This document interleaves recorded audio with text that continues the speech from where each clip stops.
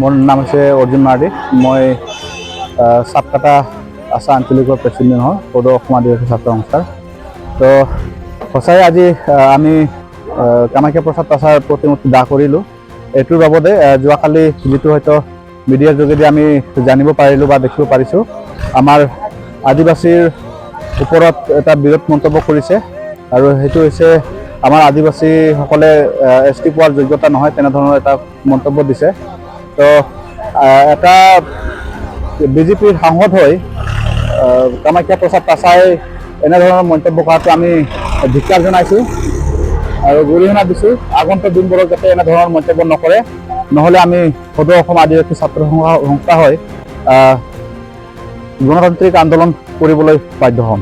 আমি সাপকাটা আঞ্চলিকৰ আণ্ডাৰত কৰিলোঁ আৰু যিমানকেইটা আঞ্চলিক আছে কোকৰাঝাৰ ডিষ্ট্ৰিক্টৰ বা আমাৰ অসমৰ ভিতৰত যিকেইটা আঞ্চলিক আছে সকলোখিনি আঞ্চলিকৰ ভিতৰতে প্ৰতিমূৰ্তি দাহ কৰা হ'ব। এনেধৰণৰ মন্তব্যৰ পৰাও যদি বিৰত নাথাকে, তেতিয়াহ'লে আমি গণতান্ত্ৰিকভাৱে আন্দোলন কৰিবলৈ বাধ্য হ'ম।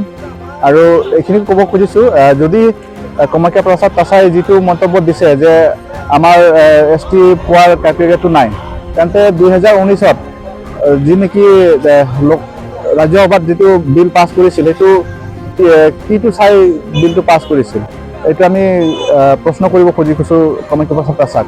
লগতে আমি সুধিব বিচাৰিছোঁ যে মাননীয় ডক্টৰ হিমন্ত বিশ্ব শৰ্মা ডাঙৰীয়াক, যেতিয়া নেকি বিজেপি নাছিলে ষ্টেটত, তেতিয়াই আমাক কৈছিলে আদিবাসীবিলাকক যে যেতিয়াই বিজেপি আহিব ষ্টেটত, তেতিয়াহ'লে আমাক অতি সোনকালে আদিবাসীক স্থিতি কৰাব বা জনজাতিকৰণটো কৰিব। কিন্তু আজি 10 বছৰ উকলি যোৱাৰ পিছতো আজিলৈকে আমি স্থিতি দেখিব পোৱা নাই। তো যেনেধৰণে কামাখ্যা প্ৰসাদে কৈছে যে যোৱা 75-70 বছৰে আমাক কংগ্ৰেছে ঠকাইছে, তো আমি দেখিব পাৰিছোঁ আজি সেই পদক্ষেপটো বিজেপিয়েও লৈছে। বিজেপিয়ে তেনেধৰণে আমাক ঠগনি দি আছে।